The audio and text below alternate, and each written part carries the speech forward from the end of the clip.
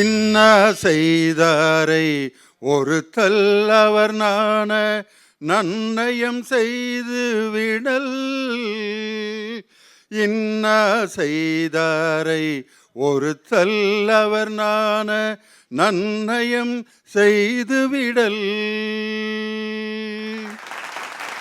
இன்னா செய்தாரை ஒருத்தல் அவர் நாண நன்னயம் செய்து விடல் என்று நமக்கு துன்பம் செய்தவருக்கே அவருக்கு இன்பத்தை அளித்து அவர் ஏன் நமக்கு துன்பம் செய்தார் என்பதை சிந்திக்க வைக்கக்கூடிய அந்த நல்ல தன்மை படைத்த தமிழர்கள் என்பதை 2000 ஆண்டுகளுக்கு முன்பே தமிழர்களை பற்றி சொன்ன நம் தெய்வப்புலவன் திருவள்ளுவரின் திருக்குறளை ஒவ்வொரு வாரமும் ஞாயிற்றுக்கிழமை காலை 10 மணிக்கு பேசு தமிழ் பேசு என்ற ஒரு அழகான நிகழ்ச்சியில் உலகம் முழுவதும் வாழ்ந்து கொண்டிருக்கக்கூடிய கோடிக்கணக்கான கலைஞர் தொலைக்காட்சியின் ரசிக பெருமக்கள் அனைவருக்கும் என்னுடைய அன்பான வணக்கத்தையும் வாழ்த்துக்களையும் தெரிவித்துக் கொள்கிறேன்.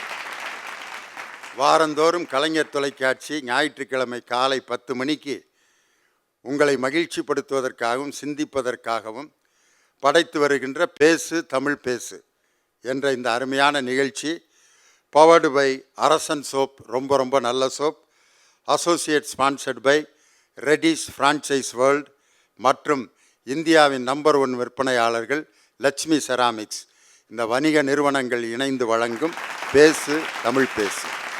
தமிழை பேசுவதும் பேசுவதை கேட்பதும் ஒரு மகிழ்ச்சி. கேட்பது எவ்வளவு சுகமானதுங்கிறது வள்ளுவர் தான் சொல்லியிருக்கார். செவியிற் சுவையுணரா வாயுணர்வின் மாக்கள் அவியினும் வாழினும் என்கிறார். காதால் கேட்டு அடையக்கூடிய இன்பத்தை அடைய முடியாதவர்கள் இந்த உலகத்தில் வாழ்கிறத விட செத்துருங்கடாங்கிறார்.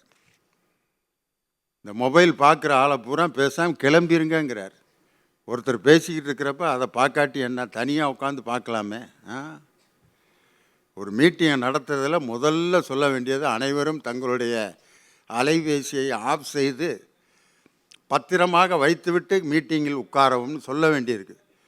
சொல்கிற ஒரு பாக்கெட்லேருந்து கிரிங்கிரிங்கிரின்னு அடிக்குது. அவர் இப்படியே பாட்டு நம்மளே ஆன் பண்ணி தான் வச்சுருக்கான் அப்படின்ட்டு எல்லாத்துக்கு முன்னாடியும் முழிக்கிறார். பேசுவதை கேட்பது இன்றைக்கி நேரம் இல்லாத ஒரு சூழ்நிலை. இன்றைக்கி பேசு தமிழ் பேசல என்ன தலைப்பு எடுத்திருக்கான், ரொம்ப அற்புதமான ஒரு தலைப்பு. உறவுகளோடு நெருங்கி வாழ்வது சுகமா சுமையா தான் தலைப்பு. முதல்ல உறவுகள்லாம் யார் இருக்காங்களா இல்லையா அப்படிங்கிறத இன்றைக்கி கணக்கெடுக்க வேண்டியிருக்கு. 2 வருஷம் ஆகுது உறவுகளோடு நெருங்கி போய். வந்துடாதாங்கிறேன் வீட்டுக்கு. ஏன் வேணாம் சொல்ல முடியாது, 3வது அலை வருதுங்கிறாங்க, நீ வந்துடாத. ரொம்ப நெருக்கமாக இருக்கிற ஆள் கூட வீட்டுக்கு வராதன்னு சொல்கிற அளவுக்கு ஆயிடுச்சு. ஆனால் இன்றைக்கி நம்ம எடுத்திருக்கிற தலைப்பு உறவுகளோடு நெருங்கி வாழ்வது சுமையா சுகமா அப்படின்னு எடுத்திருக்கோம். நம்ம உறவுகள் சில உறவுகளோடு நெருங்கி வாழ்ந்து தான் ஆகணும், தவிர்க்க முடியாது. மனைவி உன் கூட நான் நெருங்கி வாழ முடியாது அப்படின்னா போ அப்படின்றேன். பிள்ளைகளோட நான் உன் கூட நெருங்கி வாழ முடியாதுன்னா அப்புறம் எதுக்கியா பெத்தன்னு கேட்பேன். அவங்களெல்லாம் இப்போ கணக்கில் எடுக்கலை. எந்த உறவுகளை இன்றைக்கி எடுத்துருக்கணும்னா நம்ம கூட வாழக்கூடிய உறவுகளும் அது அல்லாமல் நம்மளுக்கு வெளியில் இருக்க உறவுகள் இருக்குது பாருங்கள். சித்தப்பா, பெரியப்பா, மாமா, அத்தை, அண்ணன், தம்பி, ஒன்று விட்ட பெரியப்பா, ஒன்று விட்ட சித்தப்பா, தாய் மாமா, பெரிய தாய் மாமா, சின்ன தாய் மாமா, அவன் பிள்ளைய, மாமன் மகனுங்க, பெரியப்பா மகனுங்க, சித்தப்பா மகனுங்க, அப்படி ஒரு உறவு வட்டம் இருக்குது பார்த்தீங்களா. அதுகளோடு இன்றைக்கி நெருங்கி வாழ்வது, இந்த உறவையும் தான் சேர்த்து உறவுகளோடு நெருங்கி வாழ்வது சுகமான வேலையா அல்லது சுமையான வேலையா? மனிதனாக தனிமையாக இருக்க முடியாது. அன்றைக்கே ஒரு கவிஞர் பாடினார் அருமையான பாட்டு. தனிமையிலே இனிமை காண முடியுமா, நல்கிரவினிலே சூரியனும் தெரியுமா, தனிமையிலே இனிமை காண முடியுமா. அப்போ உறவுகளோடு நெருங்கி வாழ்வது தான் அப்படின்னு ஒரு குரூப்பு. இன்னொரு குரூப்பு இல்லை, என்னைக்கு உறவுகளோடு சேர்றோமோ அன்னைக்கு தொடங்குகிற பிரச்சனை தான். அதையும் கண்ணதாசன் பாடினார்ல.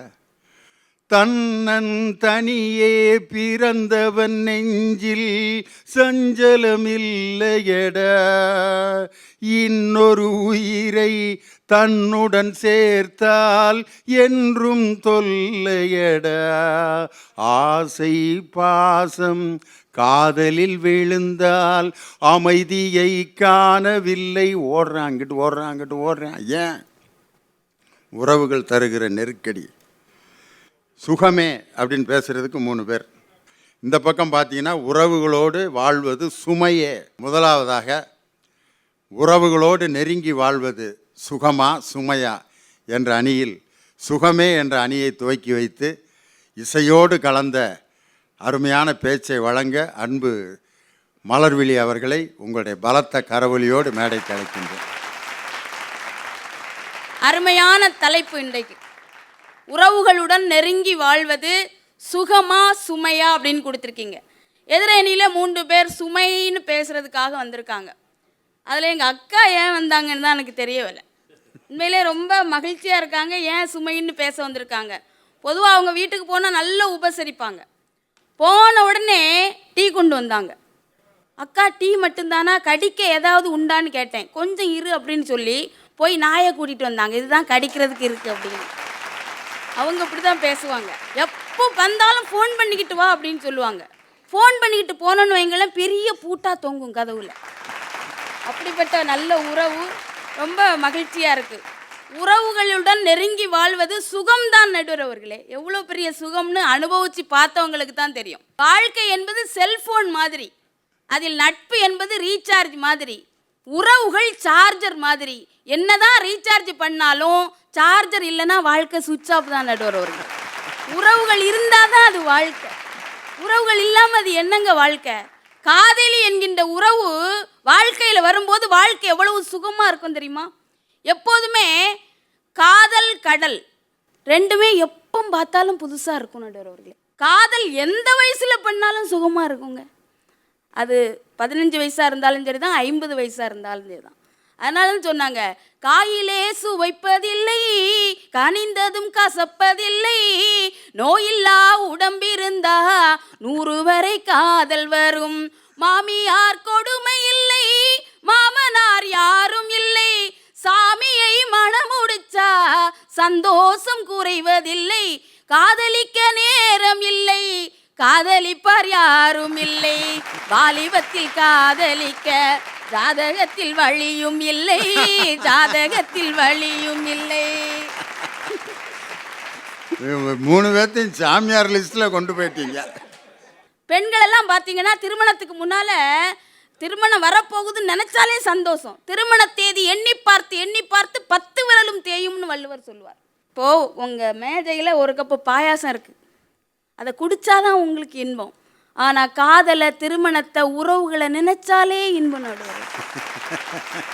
கணவன் மனைவி உறவு எனக்கெல்லாம் 10 வருஷத்துக்கு முன்னால் திருமணம், இப்போ நினச்சாலே அப்படியே சந்தோஷமாக இருக்குன்னா பாருங்களேன்.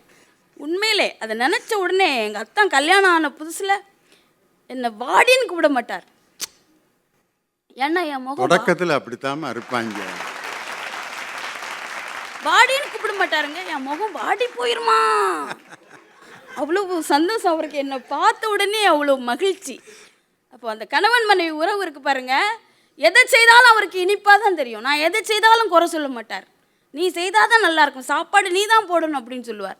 எனக்கு அவரை பார்க்கும்போதே பெருமையாக இருக்கும்.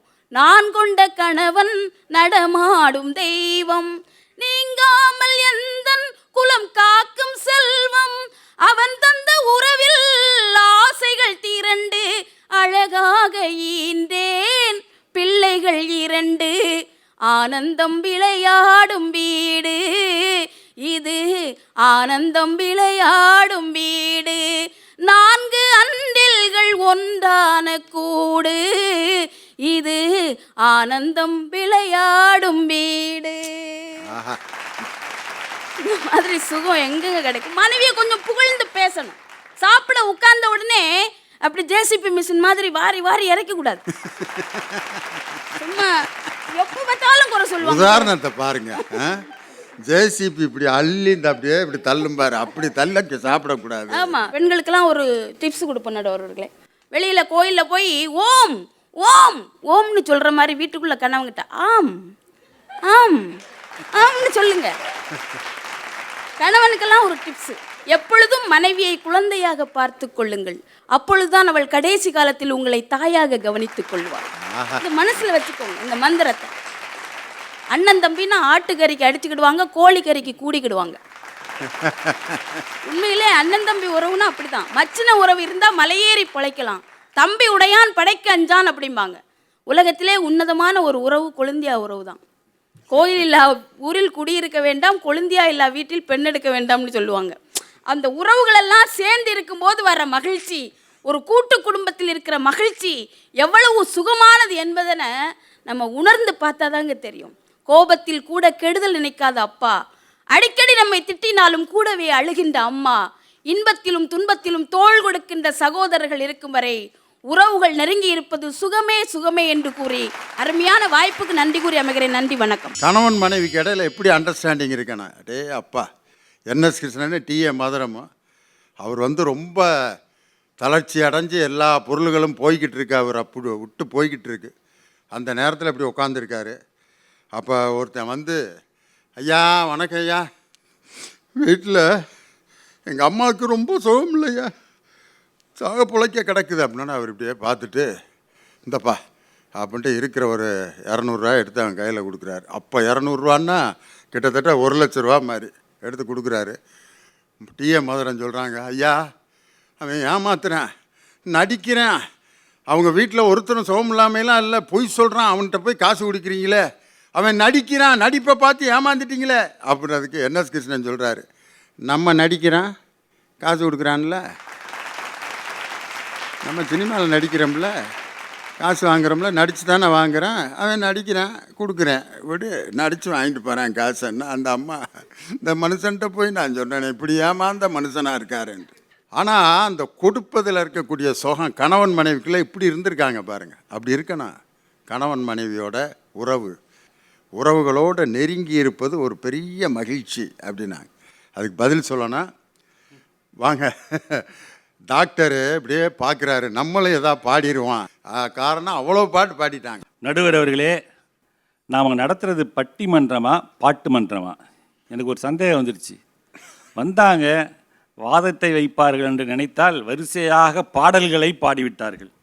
என்னென்ன பாட்டு! அடாடாடாடா, வாழ நினைத்தால் வாழலாமா, வழியா இல்லை பூமியில், அப்பவே பாடிட்டானுங்க.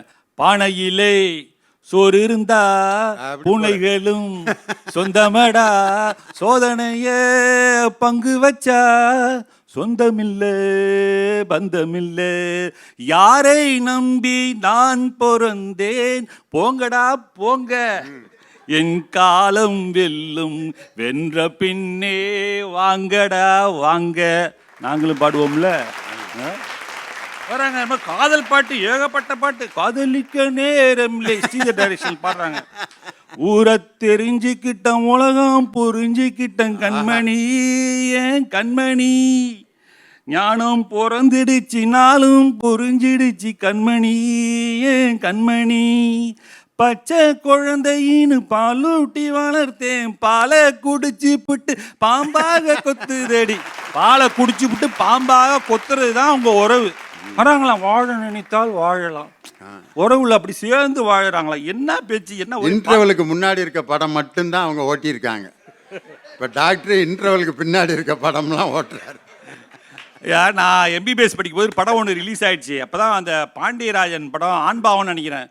காதல் கசக்குதையா, வர வர காதல் கசக்குதையா, மனந்தால் லவ்வுன்னு அடிக்கும், லவ்வுன்னு தான் துடிக்கும், தோத்து போனா புளிக்கும், பைத்தியம் பொடிக்கும், காதல் காதல் கசக்குதையா கசக்குதையா கசக்குதையா. போதுமா? அது மிச்சத்தை பாடாம விட்டீங்களா? பாட யாரோ காதலிச்சு ஒரு படல ஒன்றும் சரிப்படல, வாழ்க்கையிலே ஒன்றும் சுகப்படல, காதல படம் எடுத்தா ஓடுமுங்க, தேட்டரிலே ஜனம் கூடுமுங்க, வீட்டில் அதை பாடுங்க, பொண்டாட்டிய லவ் பண்ணுங்க, அவன் கதையை கேளு முடிவை பாரு, கடைசியில் சேராம வாழாம செத்தாங்க, எனக்கு இந்த காதல் கசக்குதையா அப்படிம்பார். ஒரு பழமொழி ஒன்று உண்டுங்க, அளவுக்கு மிஞ்சினால் அமுதமும் நெஞ்சின்ட்டு. ரொம்ப நெருக்கமாக போகக்கூடாது. கொரோனா டயத்தில் வாங்க நம்ம கட்டிப்பிடி வைத்தியம் பண்ணலாம் அப்படின்னு கரோனா தான் வரும். கட்டிப்பிடி வைத்தியம் இதுக்கு சரியாகாது மச்சான் தனபாலு, தம்பி சங்கரு, இது நெருங்கி நாம் ஒருத்தன்ட்ட உறவினர்கிட்ட நம்ம வச்சுக்கிட்டோம்னா ஒன்று, அவன் கடன் கேட்கும்போது நாம் கொடுக்குற மாதிரி இருக்கணும். நம்மகிட்ட இருந்தால் கொடுத்துருவோம்னு வச்சுங்க, அதை திருப்பி வாங்கும்போது பிரச்சனை ஆரம்பிச்சிடும். நம்ம என்ன சொல்லுவான் தெரியுமா, நம்மள்கிட்ட ஒரு 3 மாதத்தில் கொடுத்துட்றேன், இப்போ அவசரமாக இருக்குது, ஒரு 25,000 ரூபா கொடுத்தா சரிம்பான். சரி நம்ம சொந்தக்காரன் தானே, கொடுத்துருவான், பெரியம்மா பையன் இல்லை சின்னம்மா பையன், மாமா பையன் யாரோ ஒருத்தன் அப்படின்னு வச்சுங்களேன், நடைமுறையில் கொடுத்துருவான். 3 மாதம் சொல்லுவான், சரி சொந்தக்காரனாக இருக்கானே கொஞ்ச நாள் வெயிட் பண்ணுவோம், 4 மாதம் 5 மாதம் ஆகும், அதை பற்றி பேசவே மாட்டான். நம்மளை பார்த்துருப்பான் கல்யாணத்தில், உங்கள்கிட்ட வாங்கினேண்ணா 25,000 ரூபா, அது எப்போ தரணும்னு சொல்ல மாட்டான். நம்ம சம்மந்தமே இல்லாத மாதிரி நினைப்பா, நம்மப்பா வாங்கினி அன்னைக்கு 25 ரூபா, அது எப்போ பார்த்தாரு அப்படின்னா அங்கே தான் சண்டே ஆரம்பிக்கும். அப்போ நீங்கள் ரொம்ப க்ளோஸாக பழக ஆரம்பிச்சிங்கன்னா அது கடன் அன்பை முறிக்கும்னு கடையில் தான் எழுதி வச்சுருப்பாங்க. இப்போ நாம் குடும்பத்திலேயே அதை கடைபிடிக்க வேண்டிய ஒரு சூழல். திருவள்ளுவர் ஒரு திருக்குறளில் ரொம்ப அழகாக சொல்லிட்டாரு. இதுவே நடுவர் அவர்கள் தீர்ப்பாக சொல்லலாம். யாதனின் யாதனின் நீங்கியான் நோதல் அதனின் அதனின் இளன்.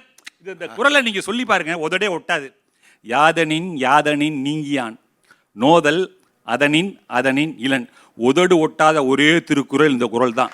அந்த அளவுக்கு கூட அதாவது இந்த பற்று இருக்கக்கூடாது, உதடு கூட ஒட்டக்கூடாது, நெருங்கிய உறவினர் கூட அதிகம் ஒட்டக்கூடாது, பற்று இருக்கக்கூடாது என்பதை திருவள்ளுவர் ரொம்ப அழகாக சொல்லியிருக்காரு. என் கணவன் என்கிட்ட ரொம்ப பாசமாக இருக்கட்டும், அதனால் அவர் வீட்டிலே இருக்கட்டும், அவர் என் மேலே ரொம்ப நேசம் காட்டுறாரு, அவர் சம்பாதிக்கலாம் வேண்டாம், நான் சம்பாதிச்சுக்கிறேன், அவர் வீட்டிலே இருக்கட்டும். எந்த பொண்டாட்டியாவது சொல்கிறது உண்டா, அம்மா மலர்விழி உங்களால் சொல்ல முடியுமா, உங்கள் மேலே நான் பாசம் வச்சுருக்கேன்ம்மா மலர்விழி, நீ என்னை பார்த்துக்கோ, பிள்ளையெல்லாம் நீயே பார்த்துக்கோ, ஏன்னா உன் மேலே பாசம் வைக்கிறத தவிர வேறு ஒன்றுமே இல்லை, ஏன்னா நம்ம நெருங்கி நெருங்கி வாழுறமே அப்படின்னு உங்கள் வீட்டுக்காரர் வீட்டோடு இருந்தால் நீங்கள் என்ன பண்ணுவீங்க? ஆனால் அவர் சென்னையிலையோ அல்லது எங்கேயோ உங்களை விட்டு வெளியூரில் வேலைக்கு செஞ்சுட்டு திடீர்னு ஒரு வாரத்துக்கு ஒரு நாள் வீட்டுக்கு வரும்போது எந்த அளவுக்கு நெருக்கம் உங்களுக்கு வருது. அப்போ கொஞ்சம் தூரத்தில் இருந்து பாருங்கள், தூரத்தில் இருந்து பார்க்கும்போது தான் பாசம் நேசம் அதிகமாக என்ற செய்தியை சொல்லி அந்த அதிக நெருக்கம் உறவினரோடு நெருங்கி வாழ்வது என்பது கொஞ்சமல்ல சுமையானது தான் என்று சொல்லி என்னுடைய வாதத்தை நிறைவு செய்கிறேன். நன்றி, வணக்கம்.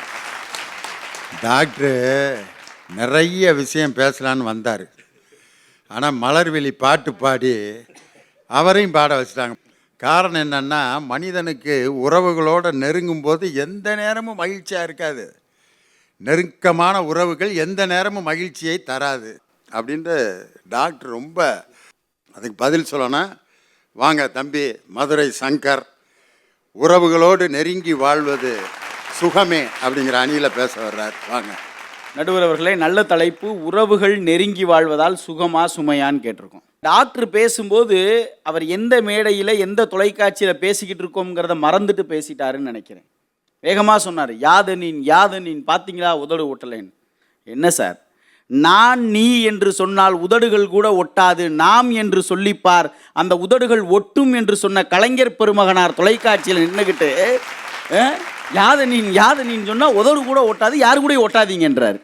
இல்லை இது என்னன்னு நான் கேட்குறேன். உண்மையிலேயே உறவுகளோடு நெருங்கி வாழ்வது தான் சார் ஒவ்வொருத்தனுடைய மகிழ்ச்சி.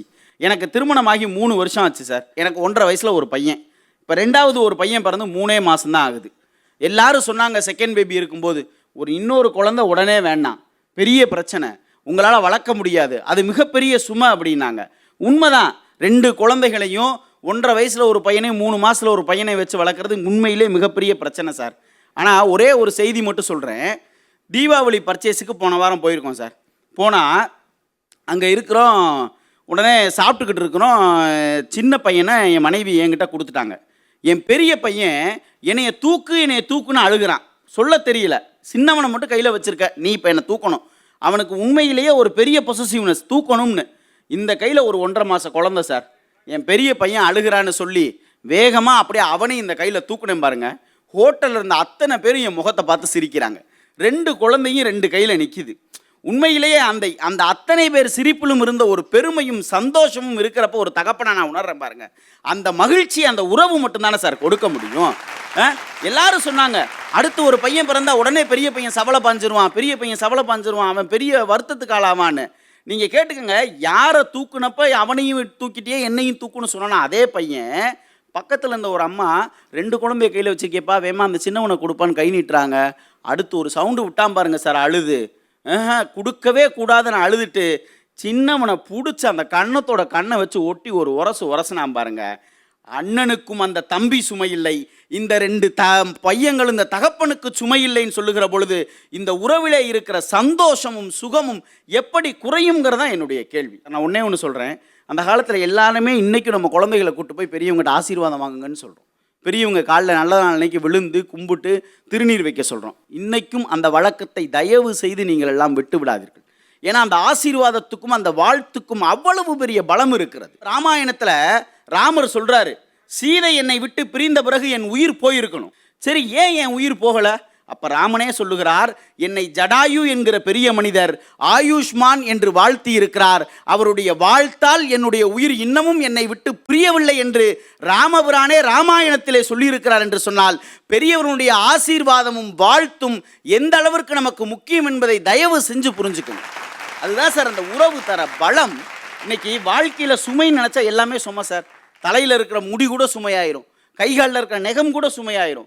சுமை நினைத்தா எல்லாமே சுமை தான். எனக்கு தெரிந்த ஒரு நண்பர், ரொம்ப காலமாக அவருக்கு குழந்தைகள் இல்லை, யாருனே முகம் தெரியாத பல மனிதர்களுக்கு உதவி செய்யக்கூடியவர். அவருக்கு ஒரு 10 வருட காலமாக குழந்தை இல்லை. 10 வருஷம் கழித்து ஒரு குழந்தை, அந்த குழந்தை மாற்றுத்திறனாளி குழந்தையாக பிறந்தது. எல்லாருக்கும் வருத்தம், ஆனால் அவர் முகத்தில் ஒரு துளி வருத்தம் கூட இல்லை. பேசுகிற போது கூட தெரியாமல் போய் ஒரு வார்த்தை நண்பர் ஒருத்தர் சொன்னார், ஏன்னா நீ எல்லாருக்கும் ஓடி ஓடி செய்வ, உனக்கு ஒரு குழந்தை பிறந்திருக்கு, அதுவும் இப்படி மாற்றுத்திறனாளி குழந்தையாக பிறந்திருக்கு, இந்த ஆண்டவனுக்கு கண்ணே இல்லை போலடா அப்படின்னார். அவர் சொன்ன வார்த்தை என்ன தெரியுமா? சாச்சா அப்படிலாம் நினைக்காத, அந்த ஆண்டவனுக்கு தெரியும் யாருக்கிட்ட எதை கொடுத்தா பத்திரமா பார்த்துக்குவாங்கன்னு. இந்த மாற்றுத்திறனாளி குழந்தைய வேற யார்ட்டையாவது கொடுத்தா அவன் ரோட்டில் போட்டு போயிடுவான், என்கிட்ட கொடுத்ததுனால தான் நான் பத்திரமாக பார்த்து கொள்வேன் என்பது அந்த இறைவனுக்கு தெரியும், அதனால தான் அந்த குழந்தை என்னிடம் பிறந்திருக்குதுன்னு சொல்லி வாழ்க்கையில் தனக்கு கிடைத்த சுமையை கூட சுகமாக எடுத்துக்கொள்ளுகிறது தான் சார் வாழ்க்கையை சந்தோஷமாக வாழ முடியும். உறவுகள் நெருங்கி இருப்பதால் நமக்கு ஒருபோதும் சுமை அல்ல, உறவுகள் நம்மளோடு இருப்பதால் தான் நமக்கு எப்போதும் சுகம் சுகம் என்று சொல்லி உறவுக்கு கை கொடுப்போம், உரிமைக்கு குரல் கொடுப்போம் என்று சொல்லி வாய்ப்பிற்கு நன்றி கூறி விடைபெறுகிறேன். நன்றி, வணக்கம். ஆரம்பத்தில் ஜாலியாக ஆரம்பிச்சுட்டு முடிய போகிறப்ப ரொம்ப உருக்கமான பல செய்திகளை சொல்லிட்டாரு. காரணம் உறவுகள் என்பது அதுதான். மனக்கவலையை, மனபாரத்தை, மன இறுக்கத்தை, மன உளைச்சலை எது தீர்க்கும்? மாத்திரை மருந்து இல்லை, உன்னை சுற்றி இருக்கும் அந்த உறவுகள் தான் அந்த மன வலிக்கு தரக்கூடிய மருந்து. அது பதில் சொல்லணும், சங்கருக்கு பதில் சொல்ல. உண்மையிலே பாருங்களேன், ஆசிரியருக்கும் மாணவருக்கும் போட்டி, அதுக்கு நான் நடுவராக உட்காந்துருக்கேன் பாருங்க, அதுதான் எனக்கு பெருமை. வளர்த்த மாணவர் பேசியதற்கு அவருடைய குருநாதர் பதில் சொல்ல வர்றார். உண்மையிலே இப்படிப்பட்ட ஒரு வாய்ப்பு எனக்கு கிடைச்சதுக்கு உண்மையிலே நான் ரொம்ப சந்தோஷப்படுறேன். வாங்க ஐயா அவனி மாடசாமி அவர்கள் பதில் இருக்க வருகிறார். உயிரும் உணர்வும் கலந்ததுதான் மிக உன்னதமானதுதான் உறவுகள். அதில் எங்களுக்கு எந்த விதமான வேறுபாடும் இல்லை. ஆனால் அந்த உறவுகளோடு நெருங்கி இருப்பது ஏன் சுமையானது என்று சொல்கிறோம் என்று சொன்னால், ஏனென்றால் அன்றைக்கு உறவுகள் மகிழ்ச்சியான வரவாக இருந்தார்கள், இன்றைக்கு உறவுகள் துயரங்களின் தொடர்ச்சியாக இருக்கிறார்கள். காலம் மாறி இருக்கிறது, கால மாற்றத்திற்கேற்றவாறு வாழ்க்கையை மாற்றிக்கொள்வதுதான் நம்முடைய தமிழர் பண்பாடு. உறவுகளோடு நெருங்கி பழக ஆசைப்படுகிறோம். சொல்லுவார்கள், முதலில் ஆரம்பத்தில் இன்பமாகத்தான் இருக்கும், ஆமை இளம் சூட்டிலே துள்ளி குதித்ததாம், சூடு ஆக ஆக அந்த ஆமை அதிலேயே வெந்து மடிந்த கதை உங்களுக்கு தெரியும். அப்படித்தான் உறவுகளோடு பின்னி பிணைந்து நான் இருப்பேன். சித்தப்பா, பெரியப்பா, மாமா, மச்சான், என் வீடுன்னு நினைப்பேன். என் பிள்ளைகளை மாதிரி அண்ணன் பிள்ளைகளை வளர்ப்பேன், தம்பி பிள்ளைகளை வளர்ப்பேன், அக்கா பிள்ளைகளை வளர்ப்பேன், தங்கச்சி பிள்ளைகளை வளர்ப்பேன், படிக்க வைப்பேன், ஆளாக்குவேன், கரை சேர்க்குவேன் சொல்லி சொத்தையெல்லாம் இழந்தவர்கள் எல்லாம் கடைசியிலே தன்னை கைவிட்ட போதுதான் உணர்கிறார்கள், அடடா நான் வேறுபாடு பார்க்காமல் வளர்த்தேனே, இவர்களிடத்தில் இப்படி ஒரு வேறுபாடு வந்து விட்டதே என்று நினைக்கின்ற போது நாம் கொஞ்சம் நிதானமாக இருந்திருக்கலாமோ என்று நினைக்கின்ற போதுதான் நெருக்கத்தை காட்டியதின் அனுபவத்தை அடுத்து வருகிற இளைய தலைமுறைகளுக்கு சொல்லுவதற்காக சொன்னார்கள் விருந்தும் மருந்தும் 3 நாள் என்று.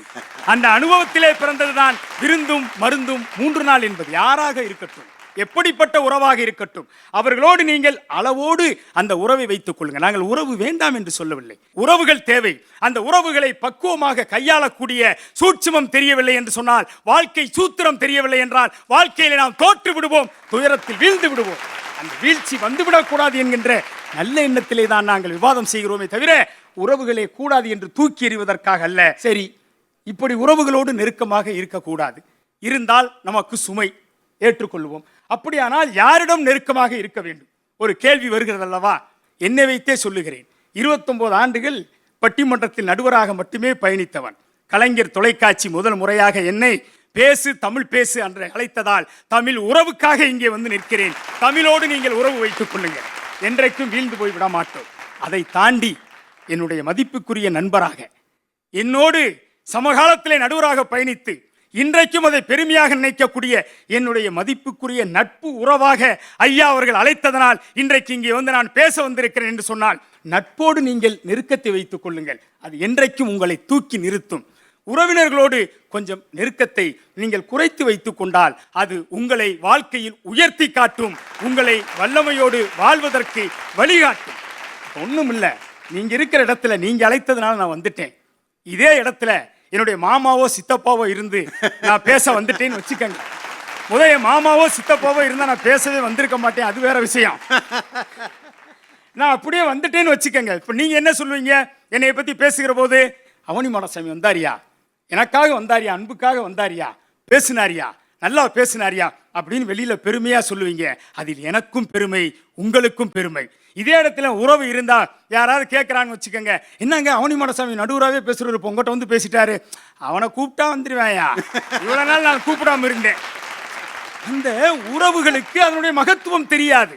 உறவுகள் நம்மை சாதாரணமாக எடை போடும், ஆனால் உணர்வு மிக்க நட்பு நம்மை உயர்வாக எடை போடும். எங்கே நெருக்க வேண்டும் முடிவு செய்து கொள்ளுங்கள். எனவேதான் உறவுகளிடம் நாம் அளவோடு இருக்கிற போது அளவுக்கு அதிகமான இன்பத்தை பெறலாம், அளவு மீறுகிற போது நாம் துன்பத்தை தான் பெற முடியும். நெருக்கமா பழகுறோம், நம்ம மேல ரொம்ப பாசம் வச்சிருக்கதா நினைக்கிறோம், நம்மளும் அவங்க என்ன செஞ்சாலும் போய் நிக்கிற முதலா. அப்படிப்பட்ட உறவிட்ட நம்ம வாழ்க்கையில ஒரு துயரம், துன்பம், கஷ்டம், ஒரு கல்வி கட்டணம் ஏதாவது ஒரு உதவின்னு சொல்லி கேட்டு பாருங்க.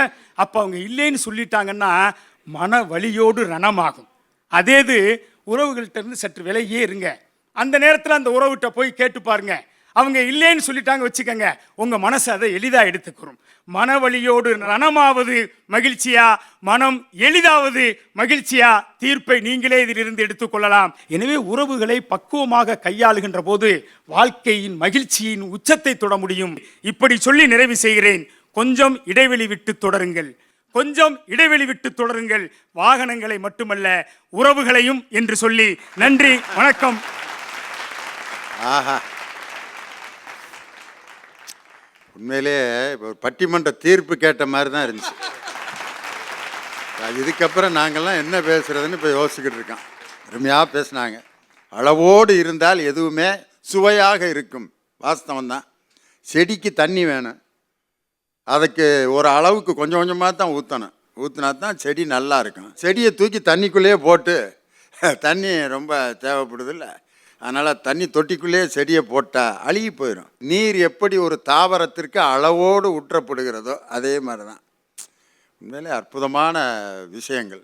அதுக்கு பதில் சொல்லணும்னா வாங்க, கோவை தனபால் உறவுகள் சுகமே அப்படின்னு பேச 25 வருஷத்தில் இன்னைக்கு தான் உறவுகள் சுகம்னு பேச வந்திருக்காரு. சுகம்னா என்ன? சொந்த வீட்டோட வாழ்றதா சுகம்? சொந்த காரோட வாழ்றதா சுகம்? இல்ல, சொந்தக்காரங்களோட வாழ்றதா சார் சுகம். நீங்க நம்ம வாழ்றோம், இப்போ இன்னத்த ட்ரெண்ட் அப்படி ஆயிருச்சு.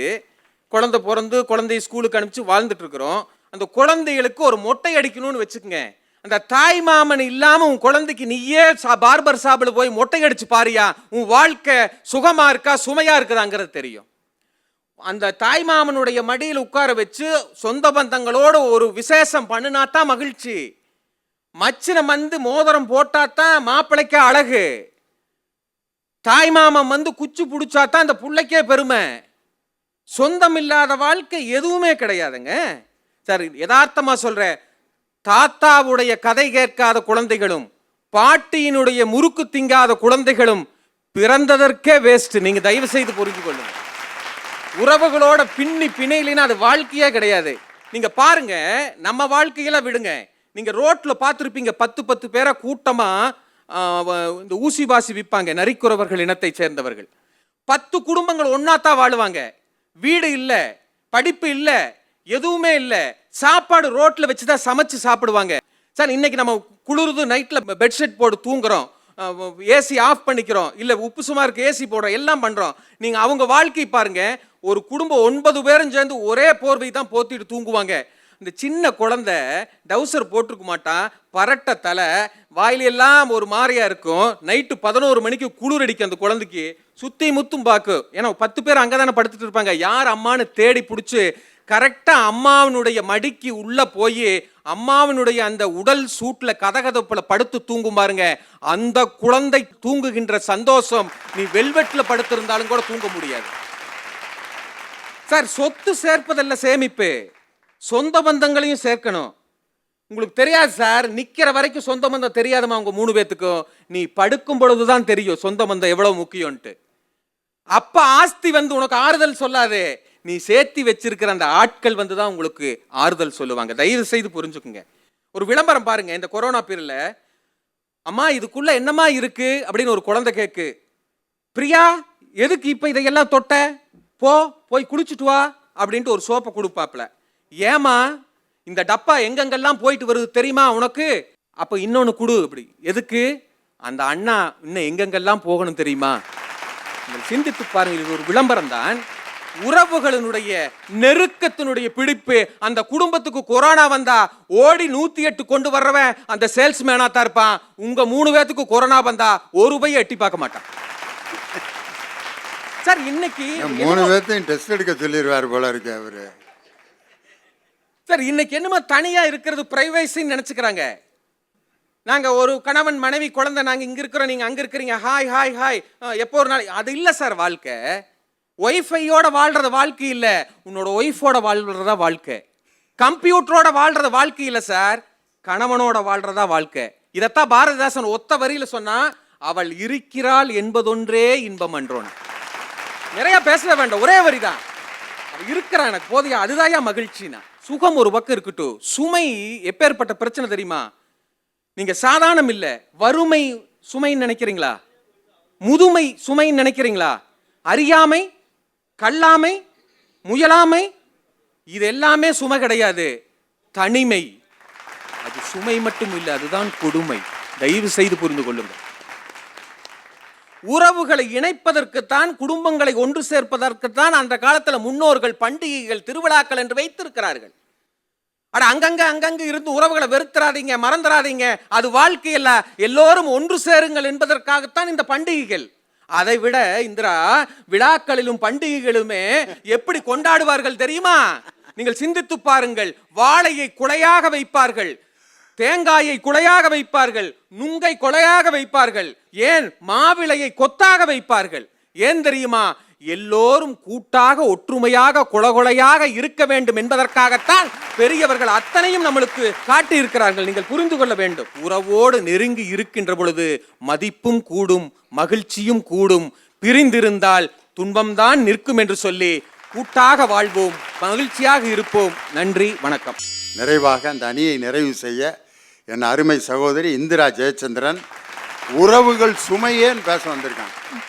நடுவர் அவர்களே, எதிரணியில இருந்து வந்த 3 சொந்தங்களும் இன்று எங்கள் 3 பேருக்கும் வழங்கிய பரிசுகளையும் வாழ்த்துகளையும் பார்த்து மகிழ்ந்து போயிருக்கிறேன்.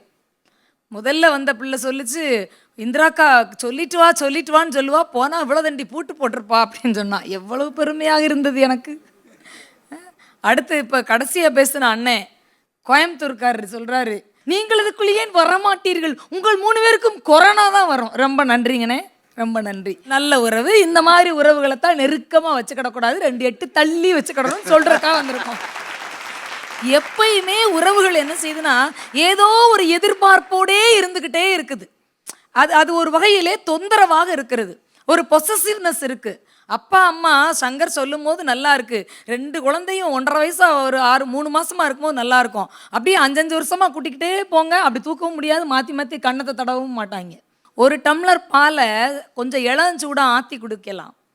வேணும்னா 1 ஸ்பூன் நாட்டு சக்கரை போட்டுக்கலாம். 2, 3, 4, 5 1 டம்ளர் பாலுக்கு 1 டம்ளர் சர்க்கரை போட்டால் எப்படி இருக்கும்? அது மாதிரி தான் உறவுகளோட நெருங்கி இருக்கிறது. இனிப்பாக இருக்கும், இனிமையாக இருக்காது. வாழ்க்கை இனிமையாக இருக்க வேண்டும். வள்ளுவர் சொல்றாரு, கொடுத்தலும் இன்சொல்லும் ஆற்றின் அடுக்கிய சுற்றத்தால் சுற்றப்படும்ங்கிறாரு.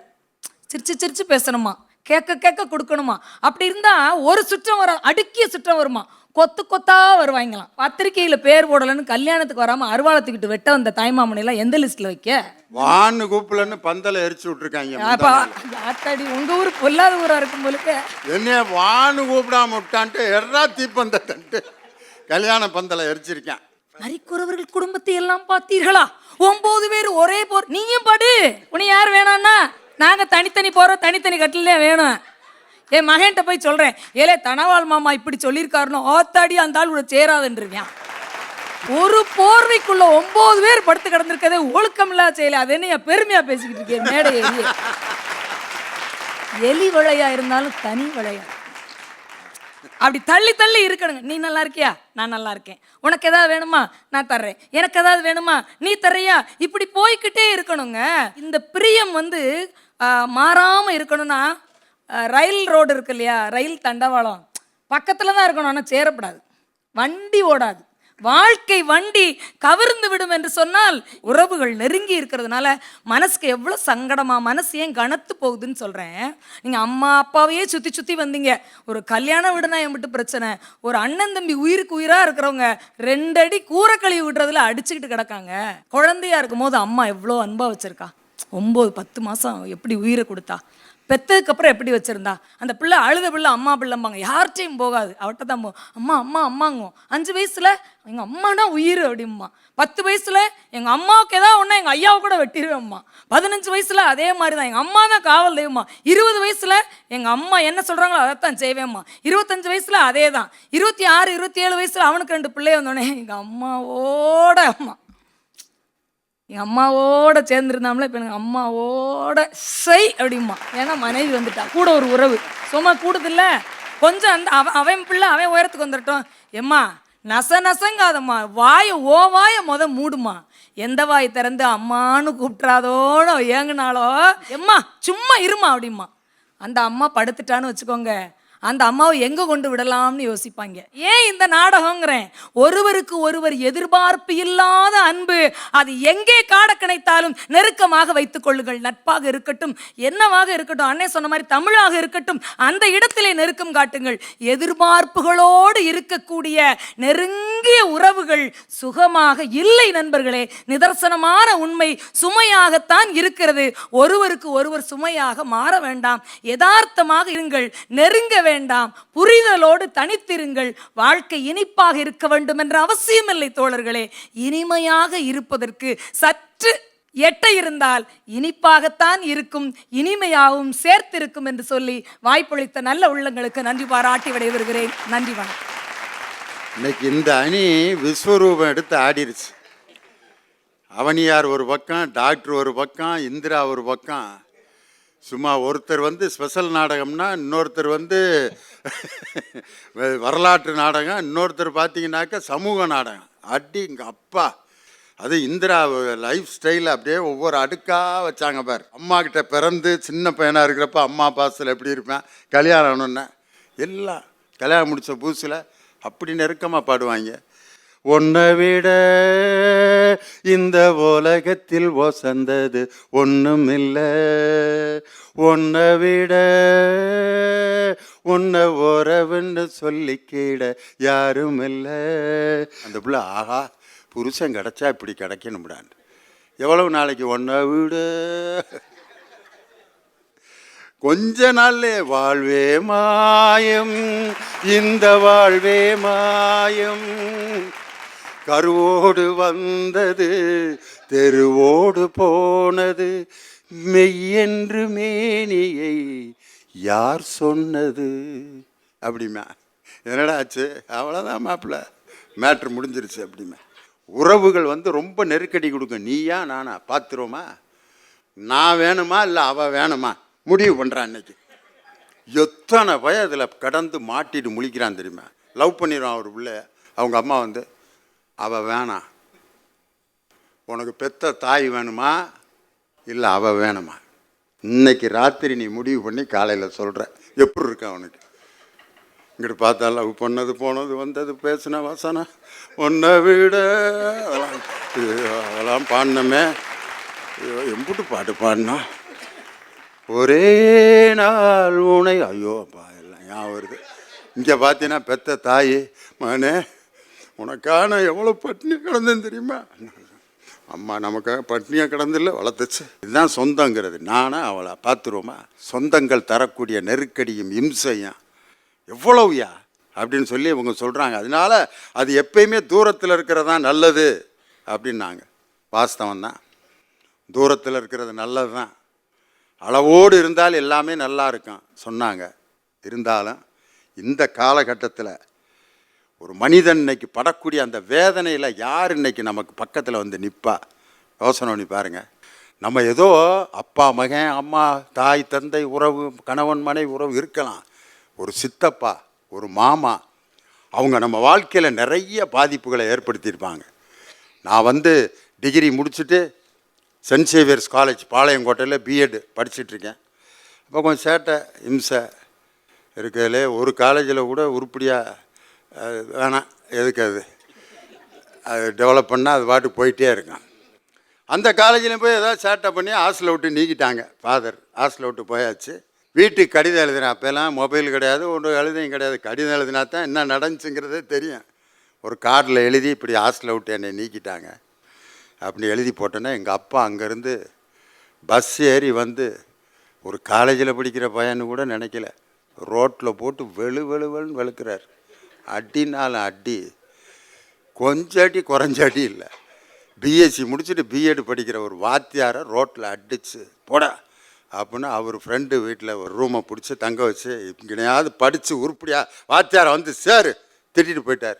அடுத்த நாள் ஒரு போஸ்ட் கார்டில் ஒரு கடிதம் வந்துச்சு. எங்கள் பெரியம்மா, எங்கள் அம்மாவோட அக்கா ரோசம்மான்னு சொல்லுவாங்க, அவங்க எழுதியிருக்காங்க. ஒரே வரி தான் எழுதியிருந்தாங்க.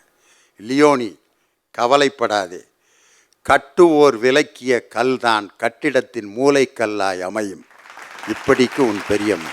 அவ்வளோதான். கட்டுவோர் விலக்கிய கல்தான் கட்டிடத்தின் மூளைக்கல்லாக அமையும். நாங்கள் அந்த வார்த்தை இன்னைக்கு வரைக்கும் நான் மறக்கலை. அந்த நம்பிக்கை உள்ள வார்த்தையோடு படித்து ஆசிரியராகி இன்னைக்கு நான் ஒரு இடத்துல ஒரு நடுவராகி ஒரு அரசு நிறுவனத்துக்கு நான் சேர்மனாக இருக்கேன்னா, என்னுடைய பெரியம்மா அன்னைக்கு என் மனதை தேத்துறதுக்கு கொடுத்த அந்த போஸ்ட் கார்டு வார்த்தை இருக்குது பார்த்தீங்களா. இந்த உறவுகள் தரக்கூடிய இந்த நெருக்கமும் அன்பும் பாசமும் இந்த காலகட்டத்தில் உறவுகள் தூரமாக இருந்தால் தான் மகிழ்ச்சின்னு நம்ம நினைப்போம். ஒரு ரூமில் எதுவுமே இல்லாமல் இருந்து பாருங்கள். 3 நாளைக்கு இருக்கலாம், 4 நாளைக்கு இருக்கலாம். பிள்ளைய பார்க்காம இருக்க முடியாது, பேரனை பார்க்காம இருக்க முடியாது. அப்படியே மனசு ஒரு மாதிரி தத்தளிக்க ஆரம்பிச்சிடும். உறவுகள் தருகின்ற நெருக்கம்தான் ஒரு மனிதனுடைய மனதின் வலியை போக்கக்கூடிய ஆற்றல். உறவுகள் தருகின்ற நெருக்கம்தான். அதுதான் ஒரு மனிதனுக்கு நம்பிக்கையை தரும், வளர்ச்சியை தரும், வாழ்க்கையில் மகிழ்ச்சியை தரும். வாழ்க்கையில் செத்து விடுவோமோ என்ற பயத்தில் இருப்பவனுக்கு கூட மீண்டும் உயிர் வாழ வேண்டும் என்ற நம்பிக்கையை தருவது உறவுகளின் நெருக்கம்தான் ஒரு மனிதனை வாழ வைக்கும் என்று சொல்லி, உறவுகளோடு நெருங்கி வாழ்வதுதான் சுகம் என்று இந்த விவாதத்திற்கு தீர்ப்பளித்து இந்த அற்புதமான ரசிக பெருமக்களை வாரந்தோறும் சந்திப்பதில் மகிழ்ச்சி அடைந்து விடைபெறுகிறேன். நன்றி, வணக்கம்.